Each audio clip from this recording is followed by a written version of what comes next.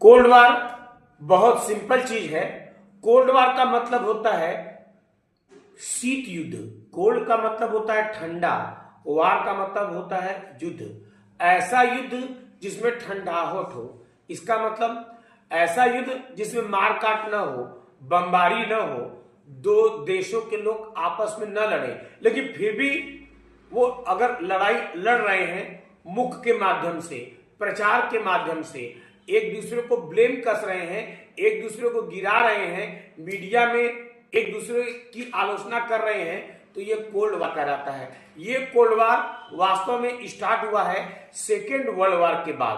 1945 में second world war समाप्त हुआ।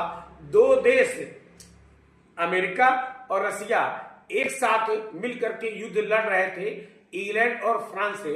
जब युद्ध समाप्त हो गया तो अमेरिका ये शो किया कि मेरे कारण युद्ध समाप्त हुआ, जबकि रशिया ये शो करने लगा कि मेरे कारण युद्ध समाप्त हुआ। पूरी दुनिया में अमेरिका ये शो करने लगा कि मैं सबसे अधिक बलशाली हूं, तो उधर रसिया भी शो करने लगा कि मैं सबसे अधिक बलशाली हूं। 1945 के बाद दोनों देशों में तनातनी मच गई। अमेरिका रशिया को गिराने लगा, मीडिया में बात उठाने लगा, तो उधर रसिया भी अमेरिका को गिराने लगा, अमेरिका का माहौल उड़ाने लगा।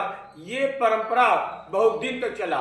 1945 से लेकर के करीब 1991 तक चला। ये पूरा पीरियड कोल्ड वार का पीरियड कहलाता है।